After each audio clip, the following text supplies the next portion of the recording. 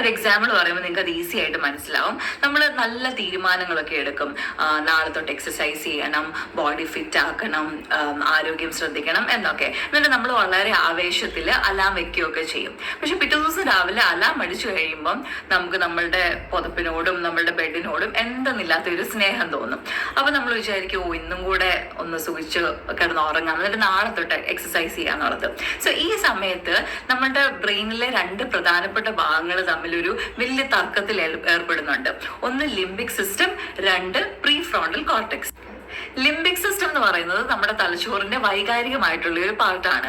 നമുക്ക് പെട്ടെന്ന് സന്തോഷം കിട്ടാനും നമുക്ക് പെട്ടെന്ന് റിവാർഡ് കിട്ടാനും ഒക്കെ പ്രേരിപ്പിക്കുന്ന, അതുപോലെ തന്നെ ഡോപ്പമിൻ എന്ന് പറയുന്ന ന്യൂറോ ട്രാൻസ്മിറ്ററിനെ ഉൽപ്പാദിപ്പിക്കാൻ സിഗ്നൽ ചെയ്യുന്ന ഒരു പാർട്ടാണ് ലിംബിക് സിസ്റ്റം എന്ന് പറയുന്നത്. പക്ഷെ പ്രീ ഫ്രോണ്ടൽ കോർട്ടെക്സ് എന്ന് പറയുന്നത് കുറച്ച് സീരിയസ് ആയിട്ടുള്ള ഒരാളാണ്. മുന്നോട്ടുള്ള കാര്യങ്ങൾ പ്ലാൻ ചെയ്യാനും നല്ല തീരുമാനങ്ങൾ എടുക്കാനും അതുപോലെ തന്നെ ലോജിക്കലി തിങ്ക് ചെയ്യാനൊക്കെ നമ്മളെ ഹെൽപ്പ് ചെയ്യുന്നത് പ്രീ ഫ്രോണ്ടൽ കോർട്ടെക്സ് ആണ്. രാവിലെ അലാം അടിക്കുമ്പം നമ്മുടെ പ്രീ ഫ്രോണ്ടൽ കോർട്ടെക്സ് നമ്മളോട് പറയും, എണീറ്റോ, എക്സസൈസ് ചെയ്തു, ഇന്ന് തൊട്ട് തുടങ്ങിയാലേ നമുക്ക് നല്ല ഹെൽത്ത് ഉണ്ടാവുള്ളൂ, നമ്മുടെ ബോഡി ഫിറ്റ് ആവുള്ളൂ എന്നൊക്കെ. പക്ഷെ ലിംബിക് സിസ്റ്റം നമ്മളോട് പറയും, നല്ല സുഖമായി, ഇപ്പൊ ഒന്ന് നല്ല സുഖമായിട്ട് കിടന്നുറങ്ങാം, നാളെ തൊട്ട് എക്സസൈസ് ചെയ്യാന്നുള്ളത്. സോ ഈ ഒരു ഫൈറ്റില്, ഈ ഒരു തർക്കത്തില് മിക്കവാറും ജയിക്കുന്നത് ലിംബിക് സിസ്റ്റം ആയിരിക്കും. കാരണം നമുക്ക് വേണ്ടത് ഇമ്മീഡിയറ്റ് ആയിട്ടുള്ള റിവാർഡാണ്, ഇമ്മീഡിയറ്റ് ആയിട്ടുള്ള സന്തോഷമാണ്. പഠിക്കണം എന്ന് ആഗ്രഹിച്ചിട്ടും നമ്മൾ പിന്നെയും ഫോണിൽ സ്ക്രോൾ ചെയ്തുകൊണ്ടിരിക്കുന്നതും, അതുപോലെ തന്നെ കാശ് സേവ് ചെയ്യണം എന്ന് ആഗ്രഹിച്ചിട്ടും പിന്നെ നമ്മൾ സൊമാറ്റോയിൽ പെട്ടെന്ന് ഫുഡൊക്കെ ഓർഡർ ചെയ്യുന്നതും, ഇതൊക്കെ ഇൻസ്റ്റന്റ് ഗ്രാറ്റിഫിക്കേഷന്റെ ഭാഗമാണ്. ഇതിന്റെ പ്രതിവിധി എന്ന് പറയുന്നത് ഡിലേഡ് ഗ്രാറ്റിഫിക്കേഷൻ ആണ്. അതായത് താൽക്കാലിക സുഖം മാറ്റിവെച്ചിട്ട് നമ്മളൊരു ദീർഘകാല പ്രതിഫലത്തിന് വേണ്ടിയിട്ട് നമ്മുടെ ബ്രെയിനിനെ ട്രെയിൻ ചെയ്യുന്നതിനെയാണ് ഡിലേഡ് ഗ്രാറ്റിഫിക്കേഷൻ എന്ന് പറയുന്നത്. ഇതിന് പ്രധാനമായിട്ട് നമുക്ക് രണ്ട് കാര്യങ്ങൾ ചെയ്യാം. ഒന്നാമത്തെ കാര്യം എന്ന് പറയുന്നത് pair task with something enjoyable. അതായത് ഇപ്പം ഒരു എക്സാമ്പിൾ പറഞ്ഞാൽ 2 ചാപ്റ്റേഴ്സ് പഠിക്കുവാണെങ്കിൽ ഞാനൊരു 30 മിനിറ്റ്സ് ഇൻസ്റ്റഗ്രാം സ്ക്രോൾ ചെയ്യാൻ വേണ്ടിയിട്ട് എടുക്കും എന്ന് പറയുന്നത്. സെക്കൻഡ് എന്ന് പറയുന്നത് break down bigger goals into smaller task. അതായത് നമുക്കിപ്പം ഒരു ബിസിനസ് തുടങ്ങണം എന്നാണ് നമ്മളുടെ ഗോൾ എങ്കിൽ അത് നമുക്ക് ഭയങ്കര ഓവർവെൽമിംഗ് ആയിട്ട് തോന്നാൻ സാധ്യതയുണ്ട്. അതുകൊണ്ട് അതിനെ ചെറിയ ചെറിയ ചെറിയ ടാസ്ക് ആക്കിയിട്ട് ആദ്യത്തെ ടാസ്ക് മാത്രം ഫുള്ളി കോൺസെൻട്രേറ്റ് ചെയ്യുക. സോ ഇങ്ങനെ നമുക്ക് നമ്മുടെ ബ്രെയിനിനെ ട്രെയിൻ ചെയ്തെടുക്കാൻ സാധിക്കും. രണ്ടാമത്തെ point, talking about your goals to others. നിങ്ങൾ ചിലപ്പോഴെങ്കിലും കേട്ടിട്ടുണ്ടായിരിക്കും, നമ്മുടെ ഗോൾസ് അച്ചീവ് ചെയ്യണത് വരെ അത് രഹസ്യമായിട്ട് സൂക്ഷിക്കണം എന്നുള്ളത്. എന്നാൽ ഇതിന് മനഃശാസ്ത്രപരമായ ചില കാര്യങ്ങൾ കൂടിയുണ്ട്.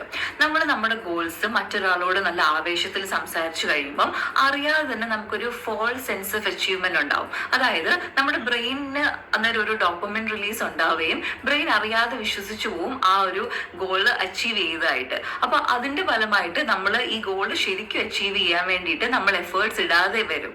അതുപോലെ തന്നെ മറ്റുള്ളവരോട് നമ്മൾ സംസാരിക്കുമ്പം നമ്മുടെ ഗോൾസിനെ പറ്റി നമ്മൾ ഷെയർ ചെയ്യുകയൊക്കെ ചെയ്ത് കഴിയുമ്പം ഒരു പ്രഷർ ഫീൽ ചെയ്യാൻ സാധ്യതയുണ്ട്. സോ ഇത് നമുക്ക് സ്ട്രെസ്, ആങ്സൈറ്റി തുടങ്ങിയ കാര്യങ്ങളൊക്കെ ഉണ്ടാക്കുകയും ഇത് നമുക്ക് ഗോളില് ചിലപ്പോൾ നമ്മൾ അതിനുവേണ്ടി പെർഫോം ചെയ്യാൻ നമ്മൾ ചിലപ്പോൾ മടിക്കും. അതല്ലെങ്കിൽ ഈ ഗോള് വേണ്ടാന്ന് തന്നെ വെക്കാനുള്ള സാധ്യതകൾ ഉണ്ടാവാൻ ചാൻസസ് ഉണ്ട്. അതുപോലെ തന്നെ നമ്മൾ ശ്രദ്ധിക്കേണ്ട മറ്റൊരു കാര്യമാണ്, നമ്മളുടെ ചുറ്റിനുമുള്ള എല്ലാവരും തന്നെ നമ്മുടെ ഗോൾസ് സപ്പോർട്ട് ചെയ്യണമെന്ന് നിർബന്ധമില്ല. ചിലരെങ്കിലും നമ്മളെ പിന്തിരിപ്പിക്കാനോ അല്ലെങ്കിൽ ക്രിട്ടിസൈസ് ചെയ്യാനോ ഒക്കെ ശ്രമിക്കും. സോ ഇത് നമുക്ക് ഒരുപാട് സെൽഫ് ഡൗട്ട് ഉണ്ടാക്കുകയും നമ്മൾ ഡീമോട്ടിവേറ്റഡ് ആയി പോകാനുള്ള സാധ്യത ഉണ്ടാക്കുകയും ചെയ്യും. സോ എവിടാണ് നമ്മൾ നമ്മുടെ ഗോൾസ് ഷെയർ ചെയ്യുന്നതെന്നുള്ളത് നമ്മൾ ശരിക്കും ശ്രദ്ധിക്കണം. അതുപോലെ തന്നെ നമ്മൾ ചില ആളുകളോട് പറയുന്നത്, നമുക്ക് ക്ലോസ് ആയിട്ടുള്ള നമ്മുടെ വെൽവിഷേഴ്സ് ആയിട്ടുള്ള ആളുകളോട് നമ്മൾ ഷെയർ ചെയ്യുന്നതിൽ ഒരു തെറ്റുമില്ല. അത് മിക്കപ്പോഴും നമുക്ക് അക്കൗണ്ടബിലിറ്റി ഉണ്ടാക്കാനും അതുപോലെ തന്നെ നമുക്ക് നല്ല ഓപ്പർച്യൂണിറ്റീസ് കൊണ്ടുവരാനും സാധിക്കുന്ന കേസസും ഉണ്ട്. പക്ഷെ നിങ്ങൾ ശ്രദ്ധിക്കണം, ആരോടാണ് നമ്മൾ നമ്മുടെ ഗോൾസിനെ പറ്റി ഷെയർ ചെയ്യുന്നതെന്നുള്ളത്. Not everybody deserves to know about your goals and dreams. മൂന്നാമത്തെ point, lack of emotional fuelling. നമ്മൾ എത്രമാത്രം നമ്മുടെ ഗോൾസിനോട് ഇമോഷണലി കണക്റ്റഡ് ആണോ അത്രയും തന്നെ ഈസി ആയിരിക്കും നമ്മളുടെ ഗോൾസ് നമുക്ക് അച്ചീവ് ചെയ്യാനും. നമ്മൾ എത്ര തന്നെ സ്ട്രാറ്റജിക്കലി ആക്ഷൻ ബേസ്ഡ് ആയിട്ട് ഗോൾസ് പ്ലാൻ ചെയ്താലും നമുക്കൊരു എനർജിയും പാഷനും ഒക്കെ ആ ഗോൾസിനോട് ത്രൂ ഔട്ട് കാണിക്കാൻ പറ്റുന്നില്ലെങ്കിൽ പ്രയോജനമില്ല.